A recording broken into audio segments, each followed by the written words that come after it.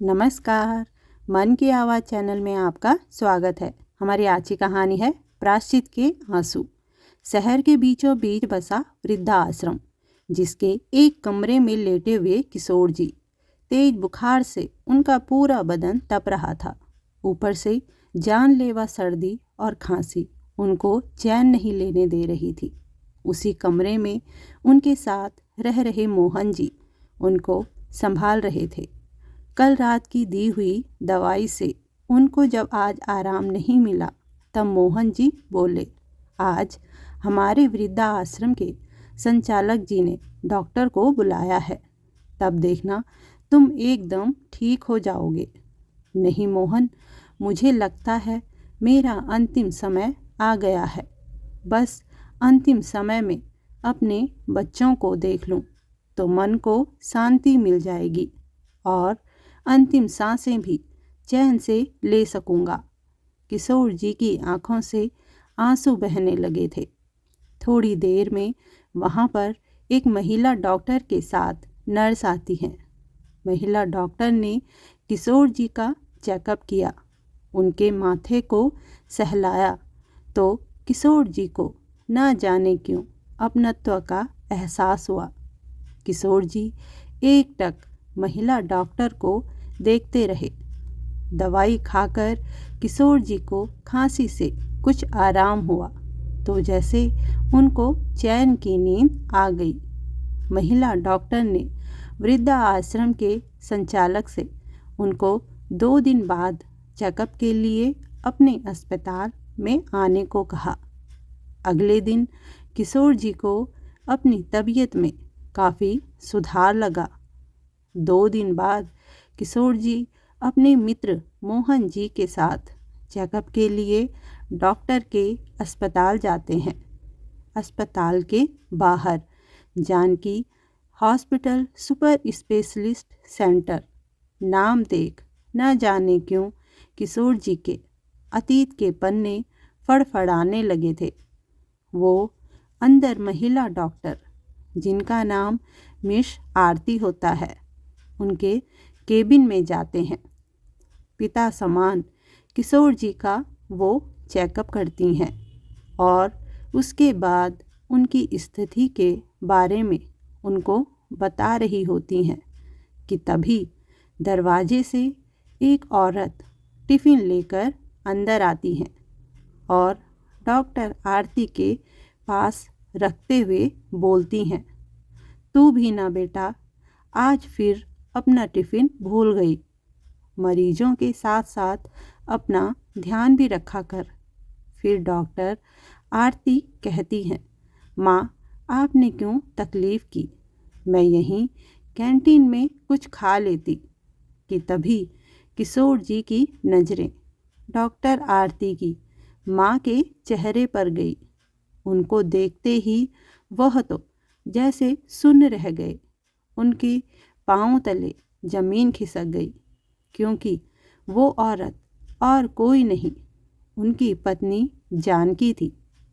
फिर उन्होंने गौर से डॉक्टर आरती की ओर देखा तो उनकी हैरानी का ठिकाना ना रहा। वो समझ गए क्यों उन्हें डॉक्टर आरती को देख एक अपनत्व महसूस हो रहा था, क्योंकि वह तो उनकी ही बेटी थी। वहीं जानकी जी भी किशोर जी को पहचान गई थी, लेकिन उनकी ऐसी कमज़ोर हालत देखकर वो चौंक जाती हैं और बिना कुछ कहे वहाँ से चली जाती हैं। अंकल, आपको ये दवाइयाँ ज़रूर लेनी हैं। कुछ दिनों बाद आपका एक टेस्ट होगा, उसमें क्लियर पता चल जाएगा कि प्रॉब्लम क्या है। डॉक्टर आरती अपनी बात को कंटिन्यू करती हैं, लेकिन अब किशोर जी की हालत कुछ भी सोचने समझने वाली नहीं होती हैं। वो बस एकटक अपनी बेटी को देखे जा रहे थे और उनकी आँखों से आंसू बहे जा रहे थे। डॉक्टर आरती उनकी ऐसी हालत देखकर कहती हैं, अंकल आप ठीक हो ना? कोई और दिक्कत है क्या? नाना बेटा, अब हम चलते हैं। लाठी का सहारा लेकर अपने मित्र मोहन जी के साथ वो वापस आ जाते हैं। अपने कमरे में लेटकर किशोर जी अतीत में खो जाते हैं। शहर के बीचों बीच साड़ियों का शोरूम, जिसमें बैठे किशोर जी के चेहरे पर चिंता की लकीरें गहराई हुई थी। सोच रहे थे कि ईश्वर ने मुझे इतना कुछ दिया है, बस इस राजपाट को चलाने वाला एक वारिस भी ईश्वर दे देता तो मैं सारी चिंताओं से मुक्त हो जाता। दरअसल किशोर जी की 2 बिटियां हैं और तीसरी बार उनकी पत्नी जानकी जी गर्भवती थी। बस इसी चाहत में कि क्या पता इस बार उनके घर बेटे की किलकारियां गूंज उठे, किशोर जी अपनी दुकान पर बैठे हुए थे कि तभी घर में काम करने वाला रामू दौड़ता दौड़ता हुआ आता है और कहता है, सेठ जी, बीवी जी को दर्द शुरू हो गया है, आप जल्दी चलिए। किशोर जी जल्दी से अपनी दुकान को नौकरों के हवाले कर घर की ओर दौड़ते हैं। अंदर जानकी जी दर्द से करहा रही थीं और बाहर किशोर जी की बेचैनी बढ़ती जा रही थी। थोड़ी देर में दाई नवजात शिशु को बाहर लाकर कहती हैं, आपके घर में दोबारा लक्ष्मी आई हैं। किशोर जी तो जैसे थक से रह गए। वे अपना माथा पकड़ लेते हैं। तभी दाई कहती है, अरे किशोर, आजकल बेटा बेटी में कोई फर्क ना है, भगवान की मर्जी समझ इसे और खुश रह। लेकिन किशोर जी दाई की बातों से सहमत नहीं थे। नवजात बच्ची को देख वो बौखला जाते हैं और जोर जोर से चिल्लाना शुरू कर देते हैं। ना जाने किस जन्म का बदला ले रही है ये औरत मुझसे। 2 क्या कम थी बेटियां जो इसने तीसरी को भी जन्म दे दिया। एक बेटे की चाह है मेरी और ये बेटियां पैदा किए जा रही है। अंदर डरी सहमी जानकी जी बेचारी करती भी क्या। बेटा पैदा करना उनके बस में तो था नहीं। जानकी जी अंदर ही अंदर खून के आंसू रो रही थी। लेकिन किशोर जी तो आज पूरे दम के साथ बोल रहे थे। उन्हें कोई लेना देना नहीं था कि उनके ऐसे तीखे बोल जानकी जी के मन को छलनी कर रहे थे या किसी का दिल जोर जोर से रो रहा है। किशोर जी अब अपनी बेटियों की शक्ल भी देखना नहीं चाहते थे। अब आए दिन घर में क्लेश होने लगा। एक शाम जब किशोर जी घर लौटे तो सबसे बड़ी बेटी आरती, जो 8 साल की थी, अपने पिता के लिए पानी ला रही थी कि तभी हल्की ठोकर से उसके हाथ से पानी का गिलास छूट गया और फर्श पर पूरा पानी फैल गया। किशोर जी ने आओ देखा न ताओ और एक जोरदार थप्पड़ अपनी बेटी के गाल पर जड़ दिया। थप्पड़ की आवाज़ से पूरा घर गूंजने लगा। जानकी जी थप्पड़ की गूंज सुन किचन से बाहर आईं तो देखा आरती के गालों में लाल निशान पड़ चुके थे। पूरी हिम्मत जुटाकर जानकी जी ने किशोर जी को समझाने की कोशिश की। आप छोटी छोटी बातों पर इतना गुस्सा क्यों हो जाते हो? ये बेटियां भी तो आपकी औलाद हैं, इनसे इतनी नफरत क्यों? ये सुनते ही किशोर जी ने जानकी जी की तरफ घूरते हुए कहा, हाँ तो और क्या करूं? सिर पर बैठा लूं क्या इन छोरियों को? इनको देखता हूँ तो मेरे तन बदन में सांप लौटने लगते हैं। अरे दूर रखा कर इनको मुझसे, और मुझे समझाने की ज़रूरत नहीं है, समझी? तू अपने काम से काम रख। किशोर जी की आंखों से अंगारे उगल रही थी और उनका गुस्सा 7वें आसमान पर पहुंच चुका था।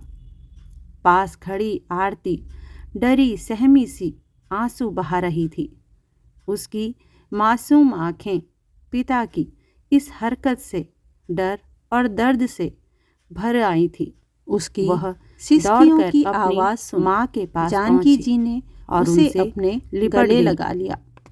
इधर किशोर जी की माँ, जो हर बार कुल को आगे बढ़ाने की चिंता में आते जाते 10 बातें जानकी जी और उनकी बेटियों को सुना देती, क्योंकि वो तो यही मानती थी, परिवार का नाम तो बेटे से ही होता है, अगर बेटा नहीं तो वंश खत्म की सोच वाली किशोर जी की माँ अब अपने बेटे के लिए नया रिश्ता तलाशने लगी थी।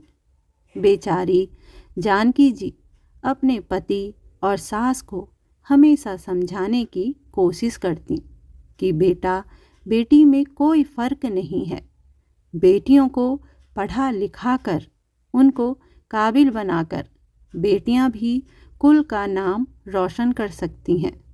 इस पर सास केवल अपना एक ही तर्क रखती, अरे बेटियां तो शादी करके अपने ससुराल चली जाती हैं और उन्हें करना तो केवल चूल्हा चौका ही है, इसलिए बेटियों को ज़्यादा पढ़ाना लिखाना उन पे फिजूल के खर्चे करने जैसा है, और वहीं बेटे हमारे बुढ़ापे का सहारा होते हैं, हमारे वंश को आगे ले जाते हैं। कौन देखेगा ये लाखों का कारोबार, ये पुश्तैनी हवेली? बस इन्हीं दलीलों के साथ एक दिन किशोर जी ने जानकी जी के साथ अपने रिश्ते का गला घोंट दिया और अपने बेटे की चाहत को पूरा करने के लिए मीना से शादी करके उसे घर ले आए। जानकी जी ने सोचा नहीं था कि किशोर जी ऐसा भी कदम उठा सकते हैं, इसलिए आज उनके सब्र का बांध टूट गया और अपने आत्मसम्मान की रक्षा के लिए उन्होंने इस घर की दहलीज को लांघ दिया। न किशोर जी और न उनकी माँ ने उन्हें रोकने की कोशिश की। ऐसा लग रहा था मानो आज उनकी मुराद पूरी हो रही हो, क्योंकि वो दोनों जानकी जी और उनकी तीनों बेटियों से छुटकारा जो पाना चाहते थे। अपनी तीनों बेटियों को लेकर जानकी जी अपने मायके आ गई। मायके में माता पिता और एक छोटा भाई था जो अभी पढ़ रहा था। माता पिता दोनों खेती करके अपना जीवन यापन करते थे। जानकी जी ज़्यादा पढ़ी लिखी नहीं थी, लेकिन सिलाई बुनाई के कामों में निपुण थी। घर से ही उन्होंने अपने आस पड़ोस की लड़कियों को सिलाई बुनाई सिखाना शुरू कर दिया और खूब मेहनत और लगन से काम करने लगी। इसके लिए वो न दिन देखती न रात, बस काम और काम। उनकी मेहनत और लगन से धीरे धीरे उनका काम बढ़ने लगा, तो उन्होंने एक दुकान किराए पर ले ली और काम को बढ़ाने लगी, क्योंकि एक माँ ने ये ठान लिया था कि वो अपनी बेटियों को खूब पढ़ाएगी और अपने पैरों पर खड़ा करेगी। साथ साथ उन्होंने अपने भाई की पढ़ाई का जिम्मा भी अपने कंधों पर ले लिया। उधर कुछ दिनों बाद मीना गर्भवती हो गई और बेटे के लिए किशोर जी और उनकी माँ तरह तरह के अनुष्ठान और व्रत करने लगे और आखिरकार वो दिन भी आ गया जब मीना ने एक पुत्र को जन्म दिया। आखिर हमारे वंश को चलाने वाला वारिस आ गया, कहते हुए किशोर जी की माँ फूली नहीं समा रही थी। किशोर जी ने सारे गांव में मिठाइयाँ बंटवाई।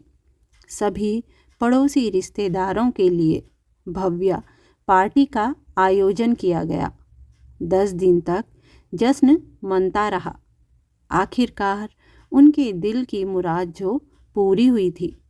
बड़े प्यार से उसका नाम रोशन रखा गया। रोशन अपने माँ बाप और दादी का दुलारा बन चुका था और मीना भी ऐसो आराम की जिंदगी पाकर अपने भाग्य पर नाच करती ना थकती। अब उसे भी पैसों की हवा लग चुकी थी। धीरे धीरे रोशन बड़ा हो रहा था।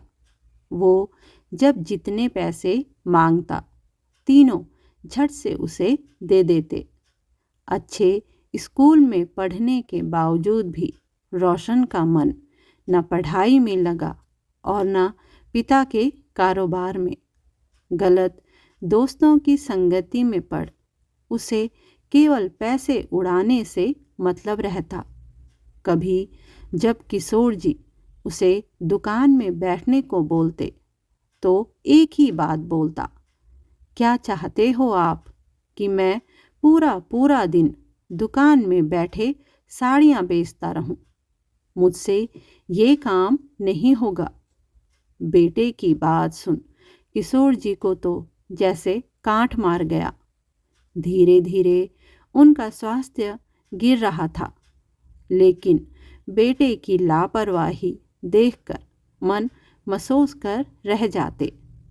किशोर जी ने अपनी पत्नी मीना से भी कहा, बेटे को दुकान भेजो, जब जाएगा तभी तो काम सीखेगा। रोशन की उम्र में तो मैंने अपने पिता का आधा भार अपने कंधों में ले लिया था।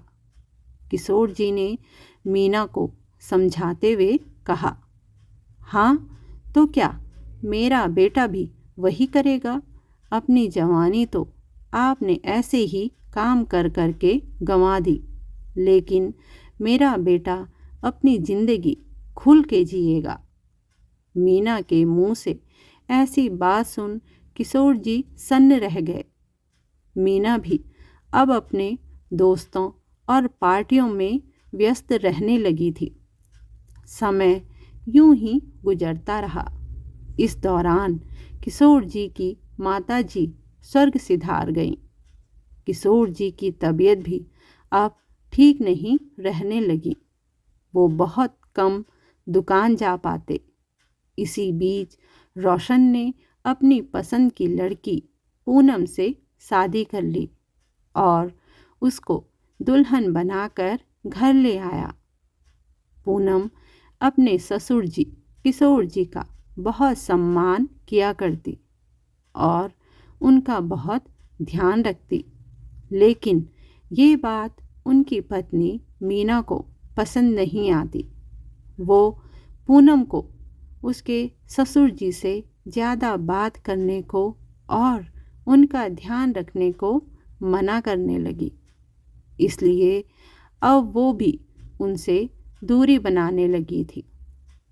किशोर जी सब देख और समझ रहे थे, लेकिन अपनी बीमारी और लाचारी के आगे विवश थे।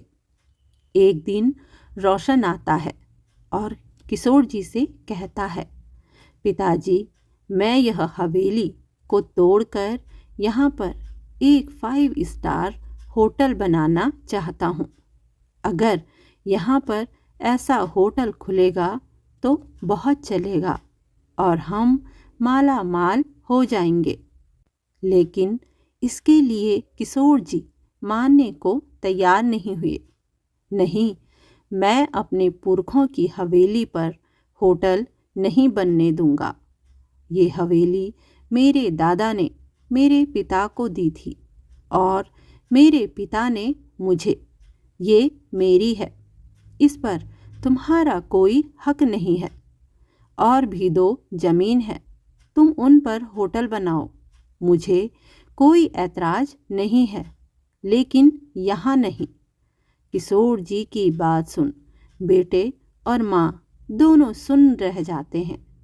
एक दिन नशे की हालत में दोनों बेटे और माँ ने किशोर जी से जमीन और शोरूम के पेपर्स पर साइन करवा दिए और धोखे से हवेली, शोरूम और ज़मीनें अपने नाम कर दिए। सुबह जब तक किशोर जी को होश आया, तब तक उनके हाथ से सब जा चुका था। अब तो किशोर जी मीना और उनके बेटे रोशन के लिए केवल एक रद्दी सामान की तरह थे। लगातार उनका स्वास्थ्य गिर रहा था। एक दिन जब सहा नहीं जाता तो वो बेटे रोशन से कहते हैं, बेटा मेरी तबीयत ठीक नहीं है, मुझे डॉक्टर को दिखा दो। जब देखो बीमारी का बहाना करके पड़े रहते हो, कुछ घर के काम ही कर लो। यूं मुफ्त की रोटियां कब तक तोड़ते रहोगे? बेटे के मुंह से ऐसी बात सुन किशोर जी अंदर तक टूट गए। तभी वहाँ पर मीना आती है। उसकी चाल में अजीब सी आत्ममुग्धता थी, जो बेटे की बात सुनकर मंद मंद मुस्कुरा रही थी। अरे ठीक ही तो कह रहा है मेरा बेटा, दिन भर लेटे लेटे बस मुफ्त की रोटियां तोड़ते हो। किशोर जी सोचने लगे, मैंने जिस बेटे के लिए उस देवी समान औरत को ठुकरा दिया, आज उसी बेटे को मेरे होने न होने से कोई फर्क नहीं पड़ता। सोचा था बेटा बुढ़ापे का सहारा होगा, लेकिन ये तो किशोर जी की आंखों से आंसू बहने लगे। आज वो वृद्धा आश्रम में अपनी बची कुची जिंदगी काटने को मजबूर थे। आज इतने सालों बाद जानकी जी को देखकर उन्हें अपनी गलती का एहसास हो रहा था। इधर जानकी जी की तीनों बच्चियां एक से बढ़कर एक कर रही थीं, चाहे पढ़ाई हो या घर में माँ की मदद करना। घर का हर एक कोना बेटियों की बनाई पेंटिंग से सजी हुई थी और अलमारी उनके जीते मेडल और ट्रॉफी से। बड़ी बेटी डॉक्टर बन चुकी थी, दूसरी पुलिस इंस्पेक्टर और तीसरी वकालत कर रही थी। अपनी मेहनत और लगन से जानकी जी ने अपनी तीनों बेटियों को अच्छी शिक्षा और अच्छे संस्कार दिए। तीनों अपनी माँ का बहुत सम्मान किया करती। दरवाजे पर किसी के लॉक करने से किशोर जी ने दरवाजे की तरफ देखा तो सामने जानकी जी अपनी तीनों बेटियों के साथ खड़ी थी। तीनों जाकर अपने पिता से लिपट जाती हैं। किशोर जी हाथ जोड़कर माफ़ी मांगते हुए कहते हैं, मुझे माफ़ कर दो मेरे बच्चों, मैंने तुम लोगों के साथ बहुत गलत किया। शायद इसी की सज़ा भगवान मुझे दे रहा है। बेटे की चाहत में मैंने अपनी बेटियों को उनका हक न दिया, उनके हिस्से का प्यार न दिया। आज उसी बेटे ने मुझे यहाँ लाकर रख दिया है। कहते कहते किशोर जी सिसकियाँ भरते हुए हाँफने लगे। फिर कहने लगते हैं, जानकी तुमने न जाने अकेले कैसे तीनों को पाला पोसा, पता नहीं किन किन मुसीबतों का सामना करना पड़ा होगा तुम्हें। मुझे माफ़ कर दो जानकी, मैं तुम्हारा गुनहगार हूँ। बेटे के मुँह में ऐसा अंधा हो चुका था कि एक पल के लिए भी ये ख्याल ना रहा कि ये मेरी बच्चियाँ हैं, कैसे रहेंगी बाप के बिना। मुझे माफ़ कर दो जानकी।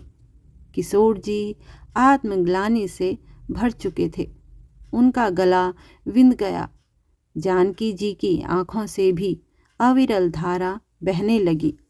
आज और कल में बहुत फर्क था।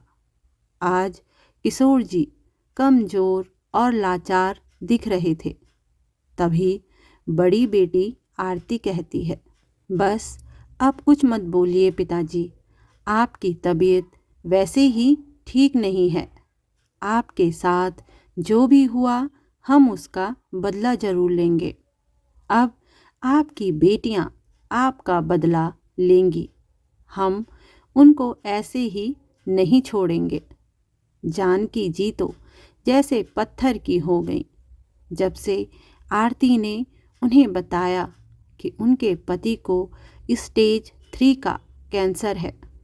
उनको उसी समय हॉस्पिटल में एडमिट किया जाता है और इलाज शुरू किया जाता है।